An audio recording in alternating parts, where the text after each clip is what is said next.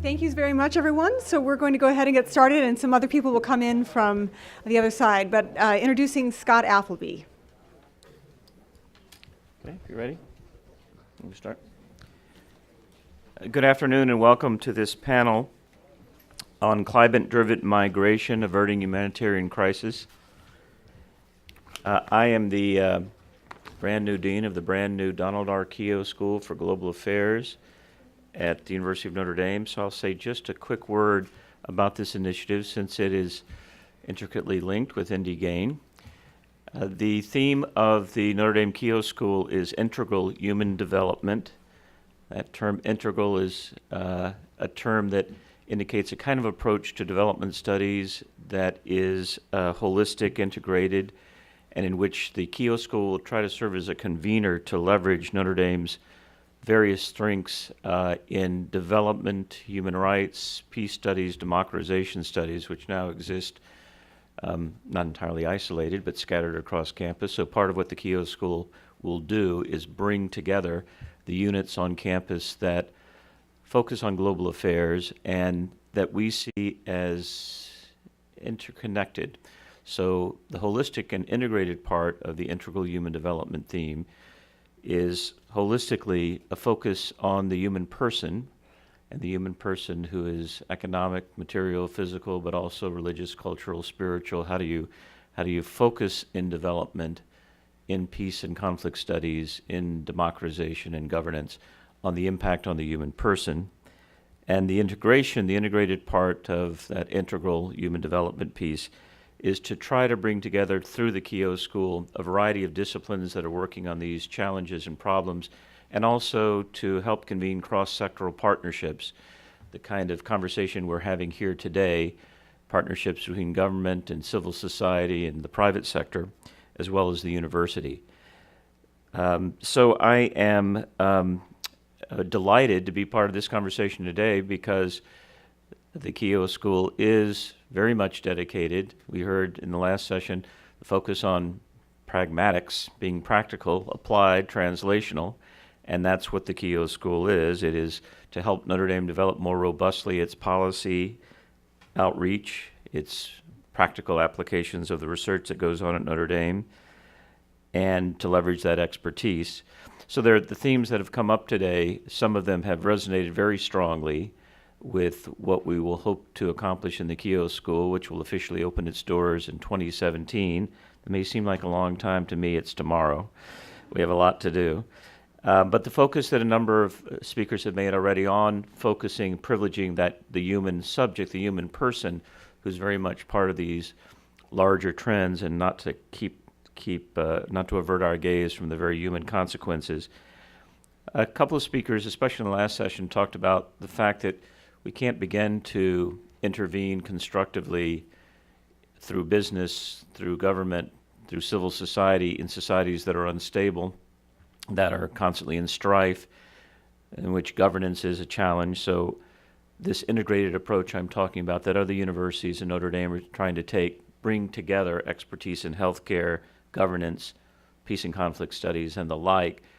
Again, a kind of whole of society approach, because we know that adapting to climate change is kind of a all-hands-on-deck enterprise. And then again, that focus that has been mentioned on kind of the pragmatic outcomes of research, university research. So keep us in your thoughts as we try to build a school that NDGAIN can flourish within as a partner, along with many other partners on campus. I'm delighted we have a very distinguished panel to talk about one of the very important consequences of climate change, which is climate-forced migration, and all that comes with that, including conflict, health crises, and the like. And we have a number of people on the panel, so I'm going to give very brief introductions, and then as we proceeded in the first panel, ask our interlocutors to introduce themselves and say a bit more about their perspective on this question, and then we'll have a couple of questions to follow up on before we open it up to the audience. So brief introductions, and then we'll go around with opening comments. Jefferson Shriver is the Senior Technical Advisor for market linkage and value chain development with Catholic Relief Services based in Managua. He's lived in Latin America for the past 17 years, designing and managing agricultural value chain and rural development initiatives with 3 different nonprofit organizations. Roger Mark de Souza is the Director of Population, Environmental Security, and Resilience for the Wilson Center. He leads programs on climate change, resilience, reproductive and maternal health, environmental security and livelihoods, including the Center's Global Sustainability and Resilience Program, Environmental Chains and Security Program, and Maternal Health Initiative. Brigadier General Stephen Cheney is the Chief Executive Officer of the American Security Project, which he'll tell us more about in just a second. Steve Bowen is Associate Director and Meteorologist for Aon Benfield's Impact Forecasting Division in Chicago. And last but not least, Dr. Kit Batten is USAID's Global Climate Change Coordinator, appointed by the White House to coordinate climate change activities across the agency.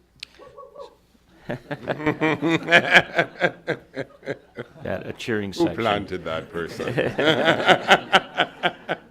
I'm supposed to crowd control here.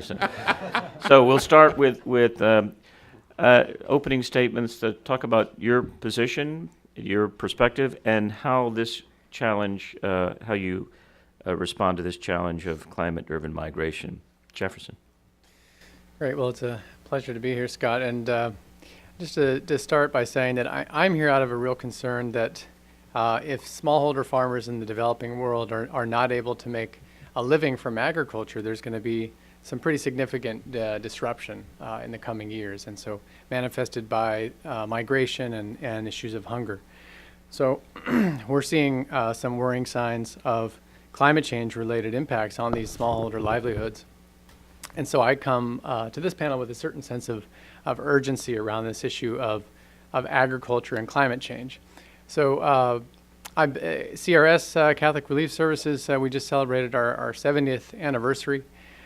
We work in almost 100 countries and have almost 5,000 employees worldwide. We are focusing on agriculture as one of 3 priorities in the agency right now, and are focusing heavily on a certain type of agriculture, rain-fed agriculture with smallholder farmers, oftentimes located on hillsides. So looking at these environmentally degraded environments where smallholders are trying to eke out a living. And in climate change, we've really been focusing geographically over the past 5 years in Central America and on the 4 most impoverished countries there, Salvador, Guatemala, Honduras, and Nicaragua. And that's where I've been based personally as well. So I just want to mention briefly that we have carried out a few climate modeling studies on 3 crops that are really important to smallholder livelihoods, looking at the effects of climate change on beans, maize, and coffee. And this has been already touched upon a little bit today, but just to go into some details. 3 areas of focus within these studies. One is, what are the types of climate-related changes to expect as we look at these crops? What kinds of changes may there be in productivity or yields? And then where are the changes going to occur in Central America where the studies took place, specifically in those countries? So it's site-specific. So some of the results have been pretty stark. If you look at these studies, the forecast of the climate change impact is that there will be a temperature rise in the case of maize and beans of 1 to 2 degrees Celsius over the next 50 years, and minimum and maximum temperatures will increase. There will be water deficits as a result of rainfall shortage and evapotranspiration rates. And then another factor about the length and the severity of the dry season will become much more acute. And so the impacts of this kind of climate change on maize, for instance, is having up to a 32% reduction in yields as a result, and in beans of up to 25%. In the case of beans, there are higher nighttime temperatures that are going to impede flowering, and so that has a big effect on beans. In the case of coffee, and this has already been fairly well documented, the forecast there is that by 2020 there will be an increase in temperature by 1 degree Celsius, and by 2050 2.4 degrees Celsius. And that the impact on coffee is that suitability is going to move upslope by 200 meters in the next 15 years, and then by 400 meters within the next 35 years. So there's going to be a loss of suitability in these amongst the lowland coffee farmers in the dry corridor of Central America. And this may cause a loss of suitability in Central America for coffee of up to from 30 to 50%. And if you look at Nicaragua, up to 85%. So it's the results of these studies are fairly drastic, and we consider the sharing of these results with farmers to be a risk management strategy. So farmers with this information in hand are moving from a position of uncertainty and ignorance to an ability to one of knowledge and strength, to be able to plan ahead, to make decisions given this knowledge, and then to implement these changes on their farms so that they can mitigate these impacts now. And so that's been the result of some of these studies. And I would just to conclude for now is that the bedrock of our approach at CRS is really a focus on water, soil, and trees and how they interact with one another in a farming system. That may sound pretty basic, but actually that premise and that focus has been neglected over the years. And so we really think that as communities prepare themselves for climate change and to really avert crisis, there really needs to be much more of a focus on efficiencies in water and soil and using trees in a farming system. So I'll start. Great. Roger, Mark. Thank you very much, Scott. I wanted to build off what Jefferson has just mentioned in terms of this livelihoods approach, and to share with you a little bit of my own story. So I come from an island in the Caribbean and work with many other islanders and policymakers who are trying to get a handle on this issue and what it means for security, resilience, livelihoods, and well-being in these vulnerable settings. And I think of a comment that the Seychelles ambassador to the United Nations and the United States made recently. And he said, when we relocate, what happens to the resources that you may have on the seabed? When you relocate and you lose your country, what happens? What's your status in the country you relocate to? Who are you? Do you have a government there? A government of what? There hasn't been a government of refugees before. And I think this is a very compelling statement that has direct implications for those communities that are really at the forefront of the connection between climate, mobility, and migration. Just even as we think about this panel, Scott said we're going to talk about climate-forced migration. We heard climate-driven migration. We talk about climate migrants. We talk about climate refugees, climate displaced, eco-migrants, distress migrants. What do we call it? How do we get a handle on it? What is the causality? It's not direct. It's complicated, and we know that the effects on climate change and mobility are multifaceted and that it's very difficult to determine direct causation. One of the clear pathways that we know and that we've seen reaffirmed in the IPCC Fifth Assessment Report is looking at the impact of extreme weather events. They provide the most direct pathway from climate change to migration. And yet we know that only a proportion of displacement leads to more permanent migration. Those who are being displaced very often want to return. Sometimes they're not able to return. And we know that there are very strong gender differentials in displacement from extreme events, particularly when women lose their social networks and their social capital. So there are lots of ramifications and implications for this. I suspect Kit might mention some of the security and conflict concerns. We work on that also with USAID. And we know that very often when we talk about these connections, we talk about them in terms of vulnerability and adaptation to climate change. But this kind of movement is costly, it's disruptive, and it's very often a last resort. There are governments that are looking at moving populations, and this is very often perceived as a viable policy option when adaptation efforts have failed. And we know that very often those populations that move undergo even more hazardous conditions in those places that they're going to. It might be a refugee camp, it might be an overburdened city, they don't have the social networks, so there are lots of additional ramifications that increase their vulnerability once they move. And then I go back to this ambassador for the Seychelles, who underpins many of the scientific and legal concerns about looking at climate migration and climate migrants as a policy prescription. And I think it's a very important concern that we should be thinking about. So I hope we can talk a little bit more about that moving forward. Thank you. Steve?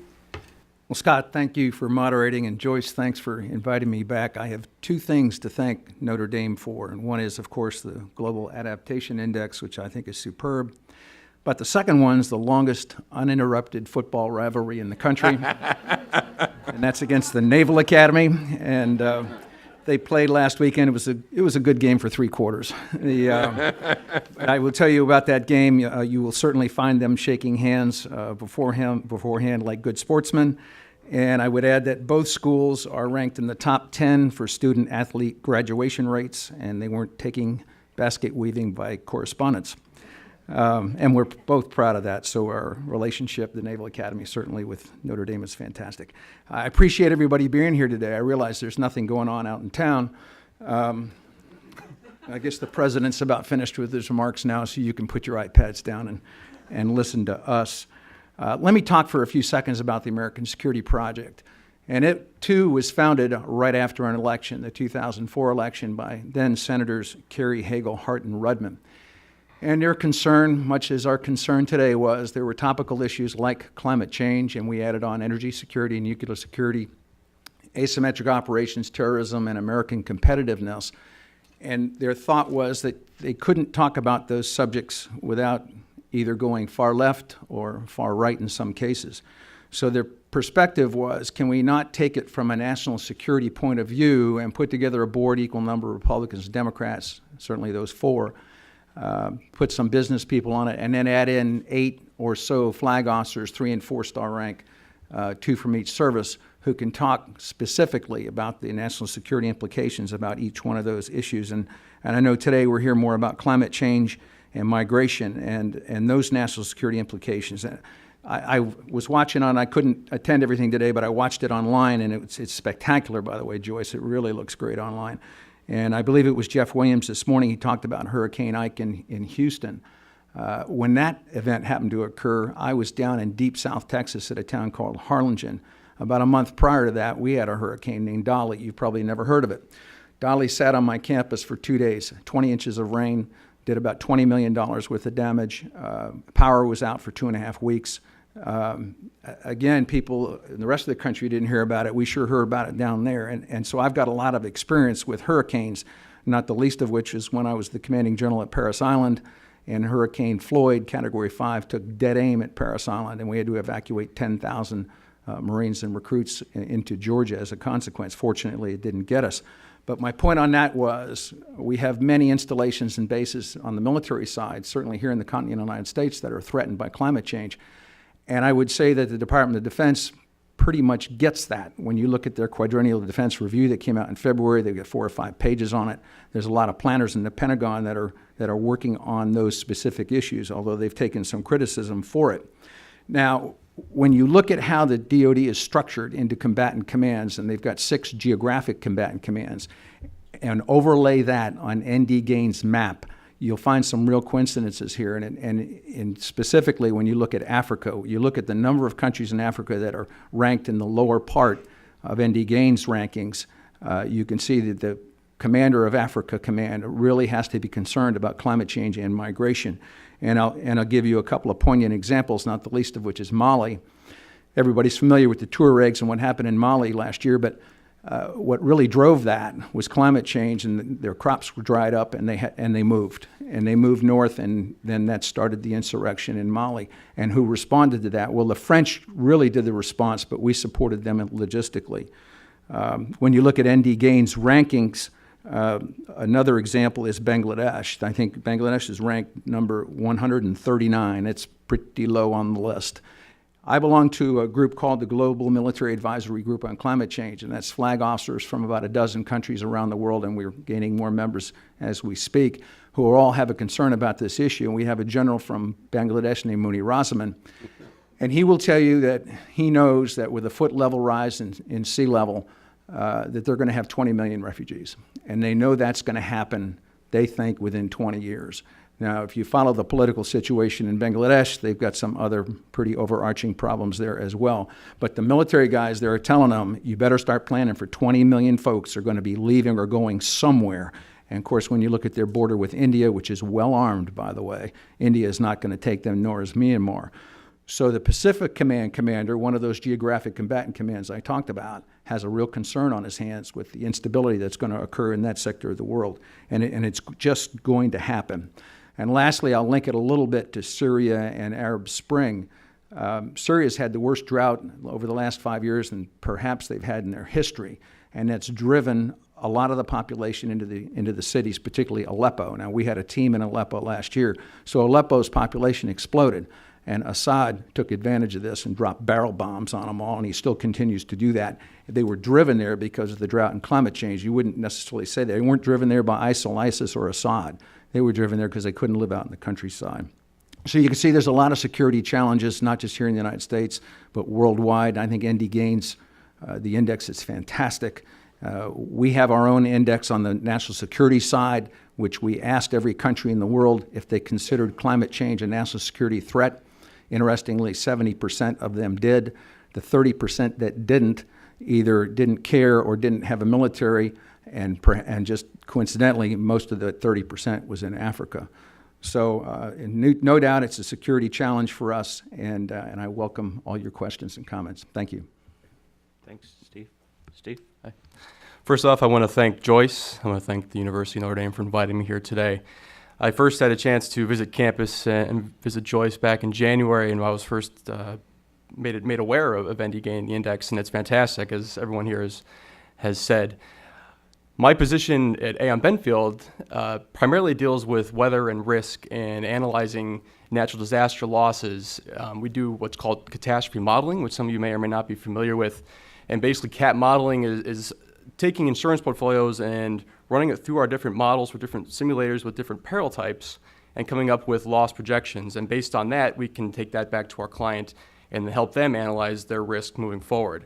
Now, the tie to population shifts is that with climate change and just basic natural movements of human populations is that looking just at the United States, since 1980, over 70% of people moving have actually moved to ocean bordering states, and that is common across the world, these urban shifts.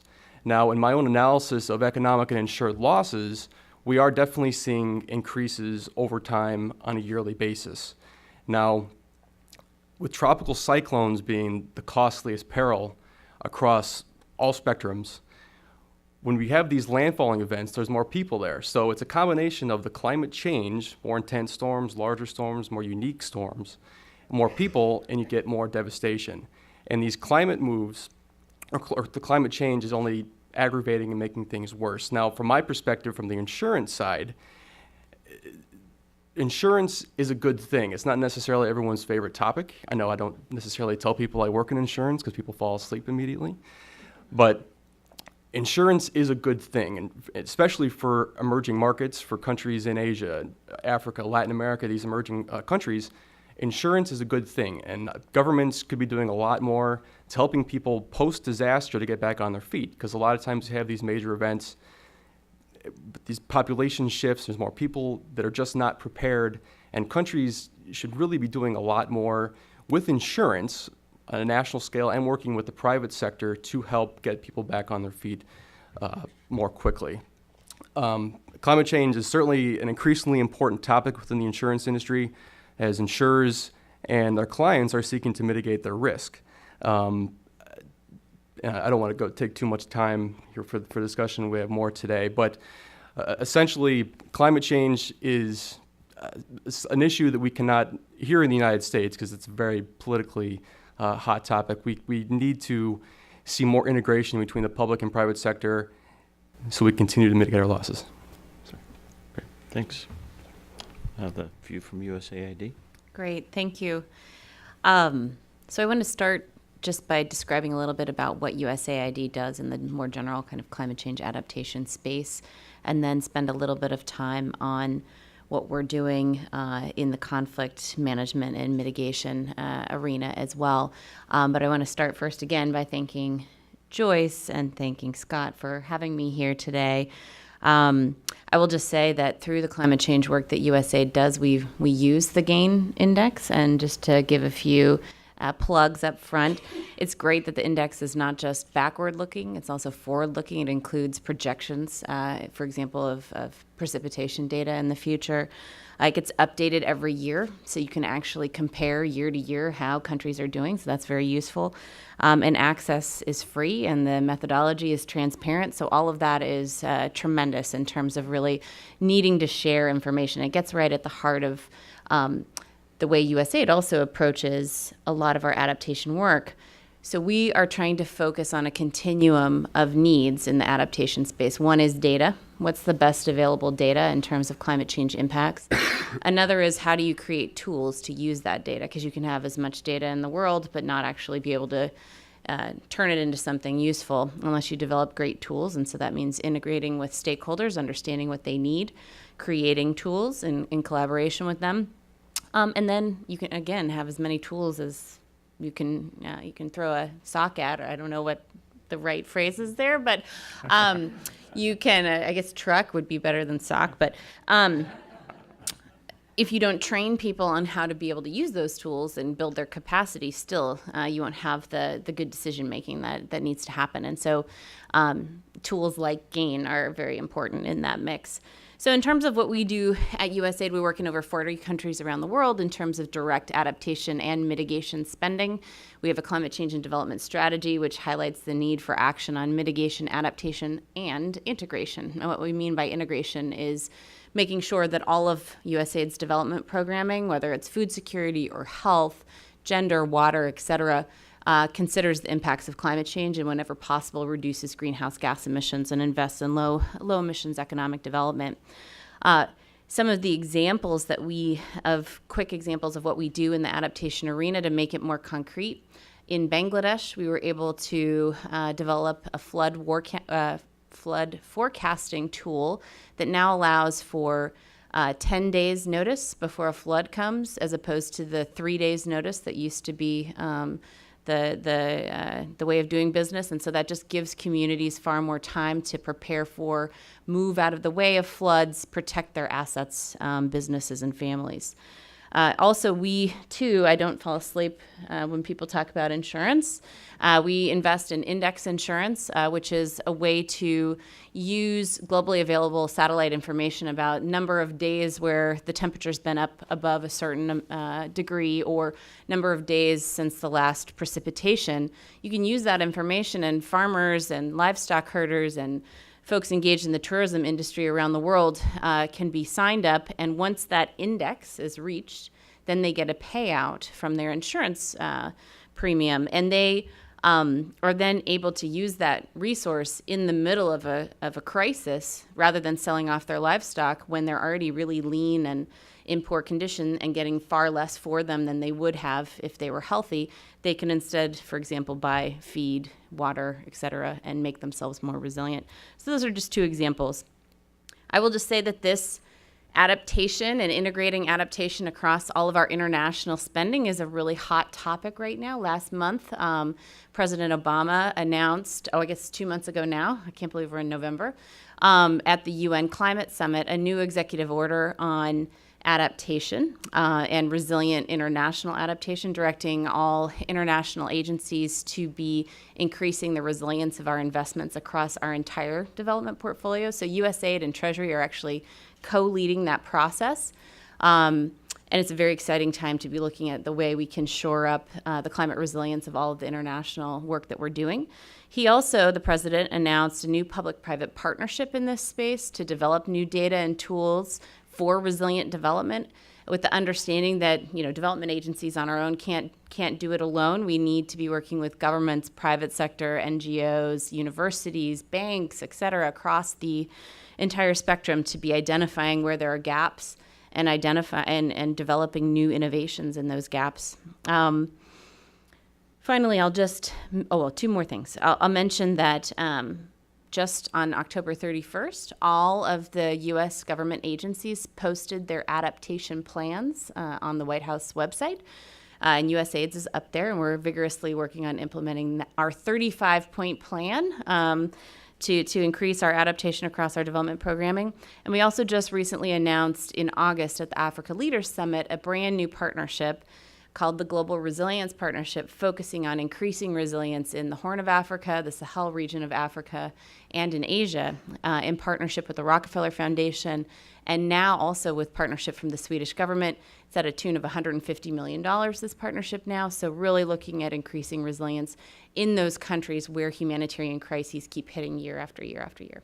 Thanks. Great. Thanks to all of you for succinct and yet very detailed at the same time analyses from your points of view of the challenges. Now I'd like to shift a little bit to the responses, go a little bit deeper into the responses, solutions, how to mitigate, how to prepare for some of the challenges you're facing from your own vantage points. And in so doing, I'd like you to pick up on one of the themes that Kit just mentioned, partnerships. Where and how are partnerships across sectors useful to you? How are you imagining them? How are you approaching them? So just a prompt for each of you, but you can take this general question any way you want. Jefferson, what are the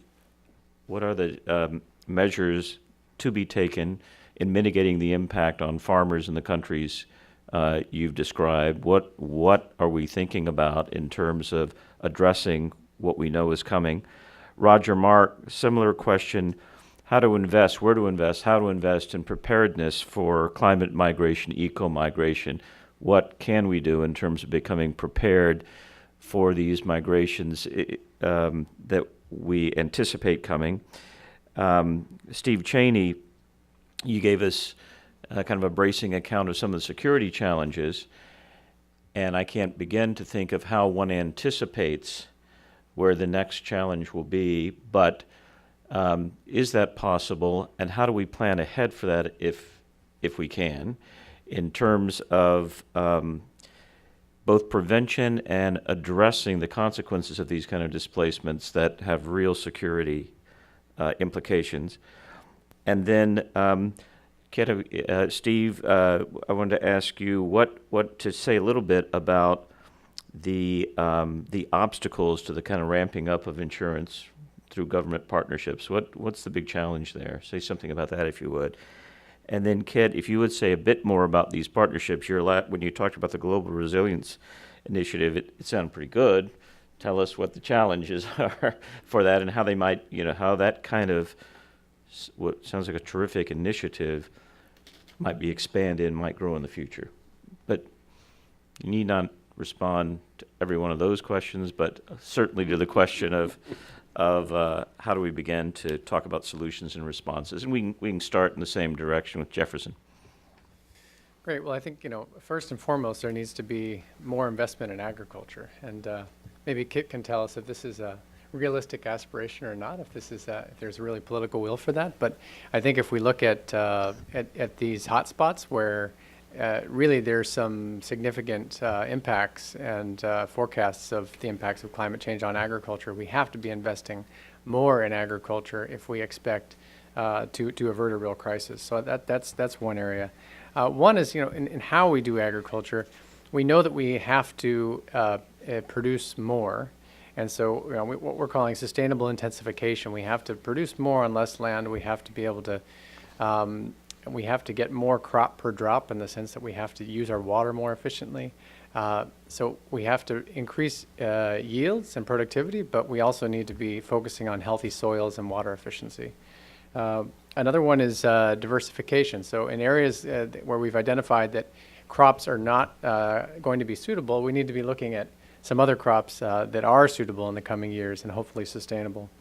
Another one is to increase off-farm income. So we know that some farmers need to transition out of agriculture. This was talked about earlier, and how to go about doing that, where agriculture really is less of an option for farmers. How do we increase off-farm income and assist with that transition? Plant genetics hasn't been talked about yet, but certainly is part of the solution. I don't think it's the entire solution, but I think it is. We need to look at more of these heat and drought resistant varieties of plants that are going to help us to adapt to climate change. And then obviously the protection of sensitive ecosystems like forests and wetlands. These kinds of things are really a critical part of the solution. So, and then as part of partnerships, we did not do the studies I mentioned earlier by ourselves. We partnered in this case with the International Center for Tropical Agriculture, CIAT, and CIMMYT. So the CGIAR system, and their real strength is in doing these climate modeling, and our strength is really in sharing that information with the farmers and helping them to assimilate that information. And also with the private sector, we've had some really interesting responses from the private sector in the food industry and their interest in investing back into their supply chains. And in part, it's out of their desire to ensure the sustainability of their supply over time, and their concern that this might be endangered by climate change. But I think there are a number of companies that are really stepping up and responding. And then obviously governments at the local and the national level are really key as we look at partnerships and extension services and that. Great, thanks. I would just add to build on this idea of collaboration. What we have been seeing through our work at the Wilson Center, and in partnership with a number of communities in very vulnerable parts of the world, like Ethiopia, like the Philippines, like Madagascar, that there are a lot of communities that are mobilizing themselves. And they are working across sectors on questions around population dynamics, mobility. They're looking at how settlement patterns. They're looking at questions of integrated coastal resource management, mangrove reforestation, food security, and they're doing this through a climate lens. So at the community level, they're bringing different sectors together to address these changes and mapping out what it means for potential population movements, population densities, household settlement patterns with regard to composition and vulnerabilities. And they're producing very interesting programmatic models for how you plan and anticipate change over time and mobilize resources at a community level, particularly in decentralized countries like the Philippines, where they're able to mobilize at the municipal level to get mayors engaged and provide support. So there's direct access to financing that allows them to develop some mechanisms at that level. And a lot of this work is through an approach that's called integrated. You talk about mitigation and adaptation and integration, integrated population health and environment programming. That's proving to be very successful at the community level. I'd like to also follow up on the points on insurance and the insurance industry. I too do not fall asleep.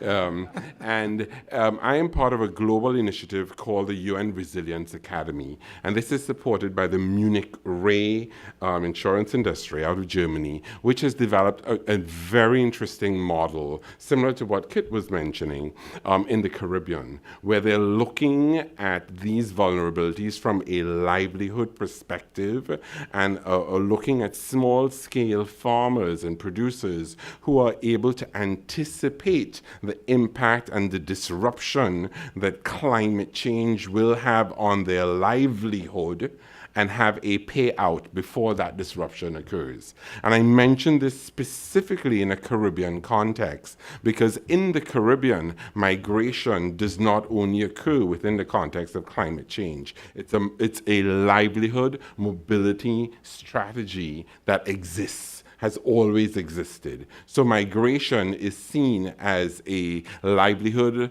option that is very easily taken upon. So in the context of providing these kinds of responses from the insurance industry, it helps actually curb some of those livelihood disruptions that may occur due to climate change. And then finally, I want to talk a little bit about the legal framework and the displacement of populations who potentially, particularly in the Pacific, who will find themselves without a state. These people are people who will be stateless. And there are a number of legal mechanisms looking at what this means in terms of loss of cultural identity, what does it mean in terms of sovereignty, what it means in terms of rights for those populations. So a number of legal analysts are recognizing that this has concerns given that the global framework does not have any actionable decree that allows them to recognize them as climate refugees and to take action and provide support for them. Jefferson, let me go back to you for just a second on the first point that Roger Mark made about local community engagement, because I know CRS works with local partners, that's how you work. And the other partnerships you mentioned, how does the local community help on helping these farmers be prepared? Right. The local community obviously is the first point and probably the most important. So a local community that is informed, that is organized, that really has a good knowledge base that exists in an enabling public policy environment. I think those are all really key to just ensuring resilience over time. So yeah, that is CRS's primary interface in the countries that we work. In that, is there an education and training component with local partners, or how does that interaction work in terms of, you mentioned them being informed and prepared? What's CRS's role in that? Well, I would agree and was struck by what Kit said in terms of applying an adaptation theme to development programming. I think that's really where we need to be going, and that's where, in many ways, where CRS has looked at climate change and looked at all of our development programming in agriculture using climate change as a filter. And so I think we don't have that many projects that are strictly climate change as a banner. But when you look at the interaction between, particularly in our case, climate change and agriculture, there's a very strong filter. Great, thanks. Steve Cheney.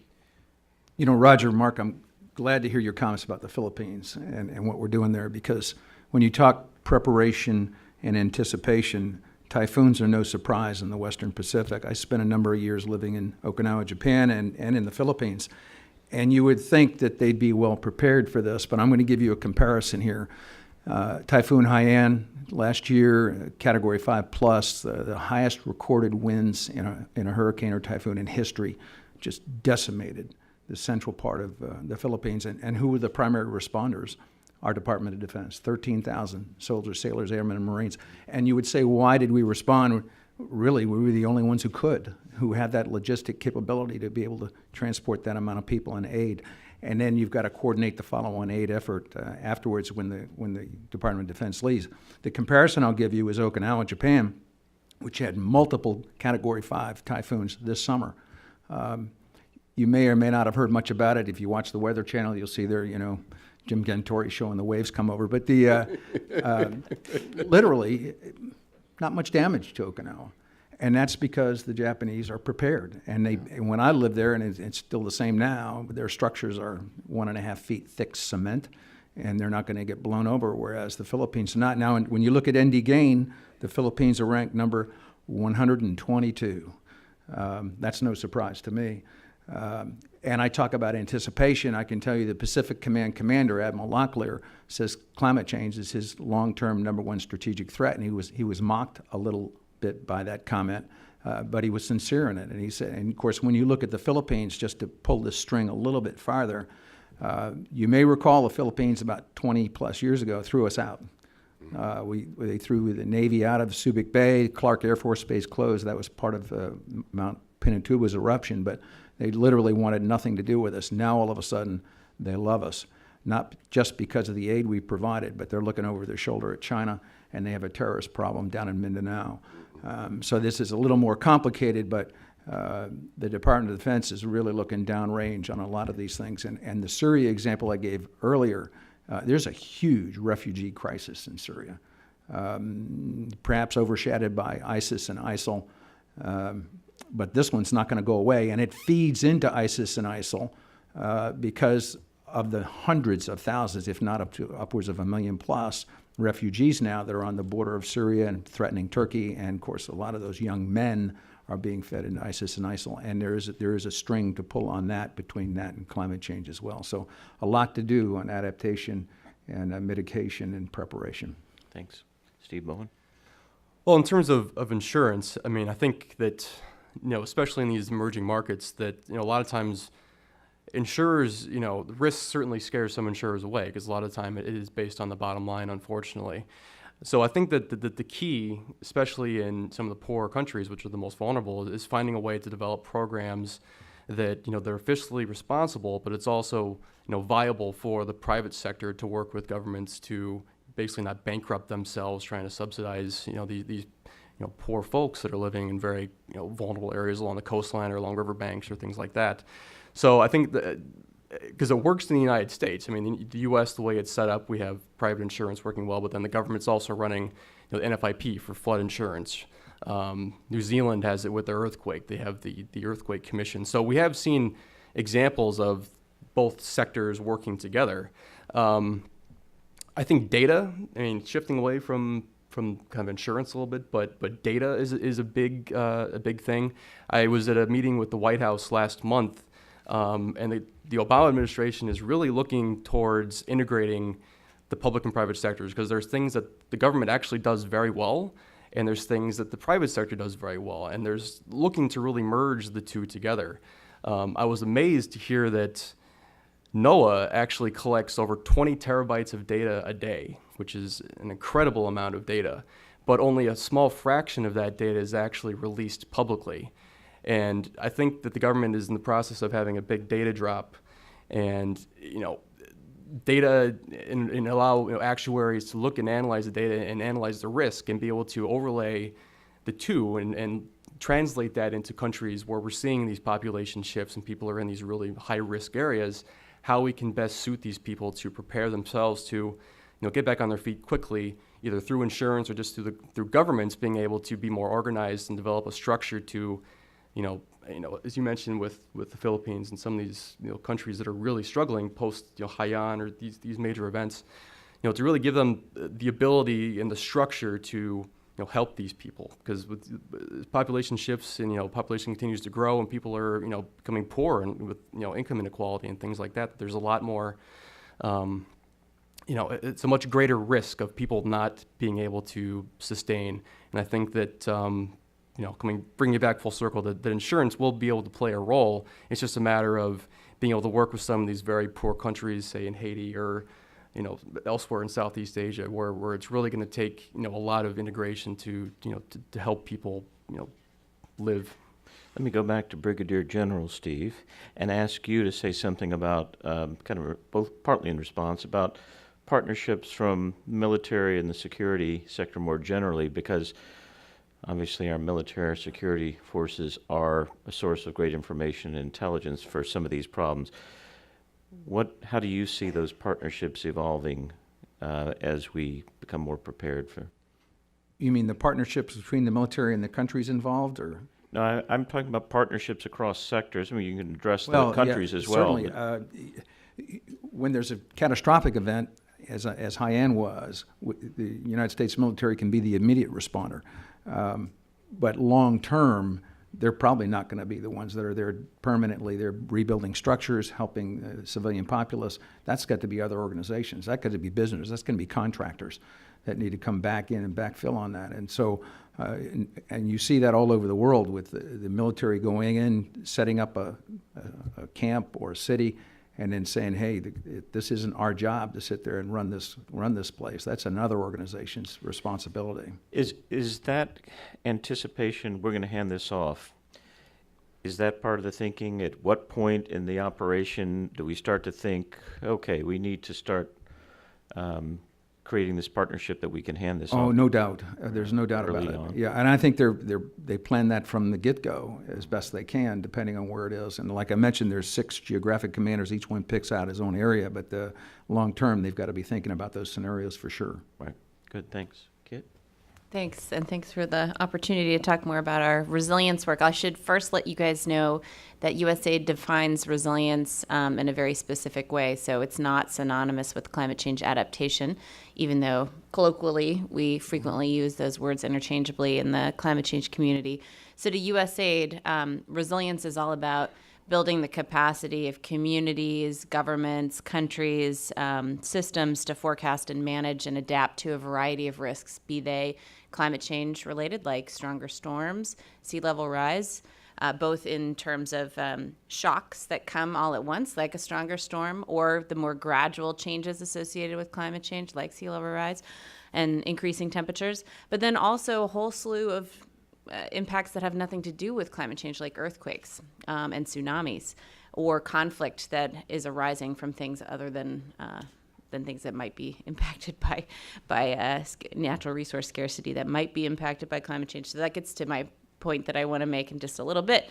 USAID does a lot of work in trying to tease these various things apart. It's very easy to talk about, in general, theories about how climate change may be causing migration or conflict. But if you really want to increase the resilience of those communities impacted by climate change, you have to tease that apart. And so let me park that for a second and get back to the Global Resilience Partnership. So like I said, it was just announced in August. It's very exciting. We actually have our first activity of the partnership is this new Global Resilience Challenge. And I encourage you all to go to the Global Resilience Partnership website to learn more about this challenge. The first step in this challenge is actually soliciting self-nominations of lots of groups of multidisciplinary folks who want to work together on any number of interrelated challenges associated with increasing resilience in the Horn of Africa, Sahel region of Africa, and in Asia. So the first step is to get these groups together. Either you can nominate yourself without having identified another interdisciplinary group that you want to join up with, or have made a consortium of interdisciplinary folks to get together in the first place. But there's actually funding available to then get that group started and thinking creatively and independently, recognizing that otherwise you might not actually get these very diverse actors together and having this opportunity to brainstorm. So it's really trying to encourage not just operating in the same stovepiped ways that we're traditionally rewarded for doing. So the goal is to come up with solutions to build resilience that are just as diverse and interrelated as the problems themselves, whether it's chronic malnutrition or health shocks or climate change related shocks, political and economic instabilities, and a whole bunch of other vulnerabilities. So please do go check out that resilience website. The first stage of the challenge is closing soon. In terms of making sure that we're trying to tease apart these correlations and causations between climate change and conflict and migration. So we do know that in resource-dependent societies, like in the regions that we're focusing on in the Global Resilience Partnership, changes in access to ecosystem services really can impact a community's abilities to stay or can lead to displacement or forced migration. But the work that we do is trying to build institutional capacity to deal with these shocks and stresses, and also to recognize that in not all cases is migration bad. It can be a rational choice to adapt to a changing climate. but you need the systems in place in order to figure that out in advance and help to start to plan for it. So additionally, not all migration leads to conflict, but we have to be considering how those various streams work together. And so this is a lot of the work that USAID does in integrating peace building and natural resource management is conducted through our Office of Conflict Management and Mitigation, headed by Cynthia Brady, who is an excellent, much more in-depth, skilled researcher in this area than I am myself. But we're exploring all of these linkages, and it's exciting because it's an opportunity to really focus attention on a concept that's very complex, resilience, but at the same time, it really is a very complex issue. And so really trying to be mindful of integrating all of these different things at one time is a challenge. And so we invite you to join our challenge. Thank you. Good. Thank you very much. We have some time now for questions and comments from you.